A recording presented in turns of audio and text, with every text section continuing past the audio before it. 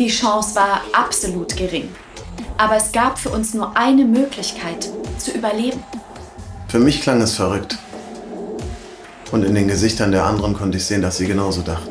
Wir mussten auf den Mars.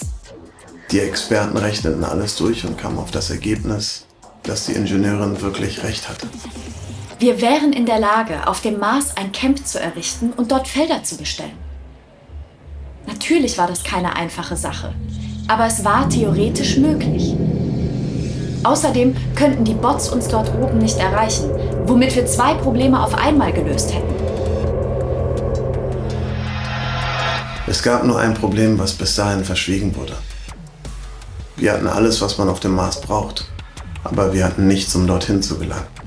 Ich war in die Überlegungen der Entscheider nicht involviert gewesen, aber musste jetzt die Konsequenzen von deren Handeln ausbaden.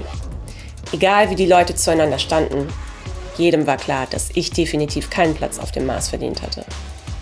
Was die Leute dachten, war mir egal, denn ich wollte die Gesamtsituation zu meinen Gunsten ändern. Meine Firma war nicht nur auf Nanobots spezialisiert.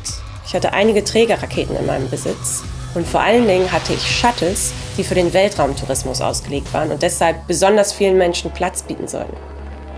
Ich hatte keine Ahnung, ob die Nanobots die vielleicht nicht schon komplett zerstört hatten, aber zumindest gab uns deren Existenz den Hauch einer Chance, es auf den Mars zu schaffen. Zum Mars. Der Teufel, der für das alles verantwortlich war, wollte jetzt die Rettung für alle möglich machen.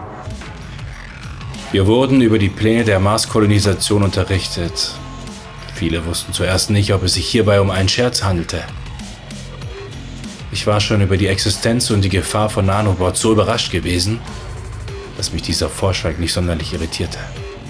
Das Einzige, was für mich zählte, war, dass ich mit meiner Familie aus diesem Albtraum entkommen musste. Ich wusste von den Kollegen, dass sie eine große Testmission auf den Mars schicken wollten.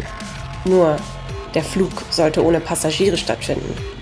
Die Systeme testen für den ersten bemannten Flug. Wir konnten nicht wissen, ob überhaupt jemand den Start überleben würde. Natürlich war der Plan riskant. Aber was blieb uns anderes übrig? Wir trugen den Menschen den Plan vor, aber die meisten hatten zu viel Angst, lehnten ab und wollten ihr Glück lieber auf der Erde probieren. Von denen haben wir nie wieder etwas gehört. Meine Leute und ich haben den ganzen Weg in den Norden zurückgelegt. Also würden wir den Rückweg auch schaffen können. Ich war eigentlich dagegen. Aber mein Bruder überzeugte mich davon, dass es unsere einzige Chance wäre.